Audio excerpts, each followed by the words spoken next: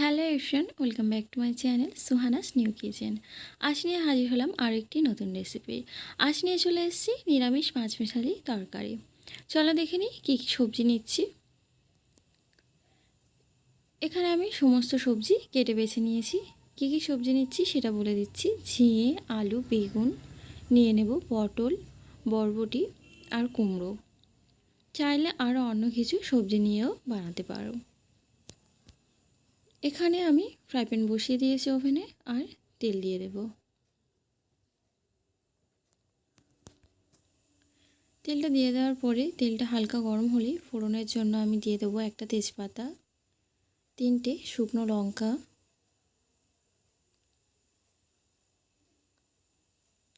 দিয়ে দেব জিরে,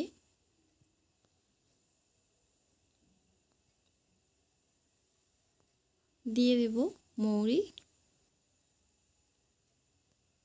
এখানে 5 ফোড়নও ব্যবহার করতে পারো, আমি এখানে 5 ফোড়নটা দিইনি। 5 ফোড়ন অনেকে পছন্দও করে না, তাই আমি এখানে 5 ফোড়নটা ব্যবহার করিনি। মশলাটা হালকা আমি একটু ভেজে নেব, আর মশলা থেকে একটা মিষ্টি ফ্লেভার বার হলে তখন আমি কেটে রাখা সবজিগুলো দিয়ে দেব। সবজিগুলো দিয়ে আমি একটু নাড়াচাড়া করে নেব।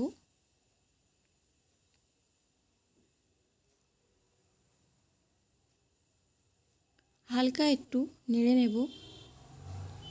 তারপরে আমি এতে দিয়ে দেব স্বাদ মতো লবণ, দিয়ে দেব হলুদের গুঁড়ো, দিয়ে দেব লঙ্কার গুঁড়ো, দিয়ে দেব জিরে গুঁড়ো,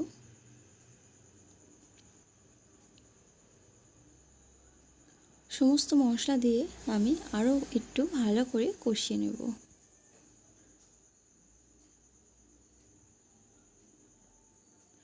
প্রায় মিনিট 5 ধরে আমি এটাকে ভালো করে কষাতে থাকব। কিছু কাঁচা ছোলা আমি ভিজিয়ে রেখেছিলাম, সেগুলো এর মধ্যে অ্যাড করে দেব। প্রায় কিছুক্ষণ ধরে আমি এটাকে ভালো করে কষিয়ে নেব।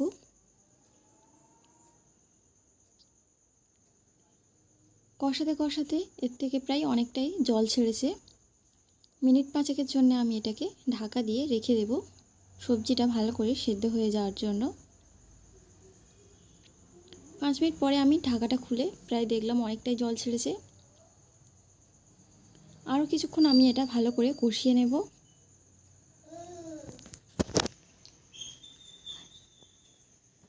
ভালো করে কষিয়ে নিয়ে আমি 3টে কাঁচা লঙ্কা চিড়ে আমি এর মধ্যে দিয়ে দেব।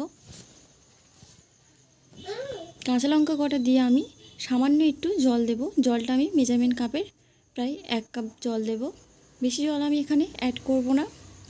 জলটা দিয়ে আমি আরও একটু নেড়ে দেব। প্রায় মিনিট 10 আমি এটাকে ঢাকা দিয়ে রেখে দেব। 10 মিনিট পরে আমি এটাকে খুলব, দেখব সম্পূর্ণ কমপ্লিট হয়ে গিয়েছে আমার নিরামিষ পাঁচমিশালি তরকারি। সামান্য পরিমাণে হালকা কষা কষা মতো জল থাকবে, সেরকমই রেখে দেবো জলটা।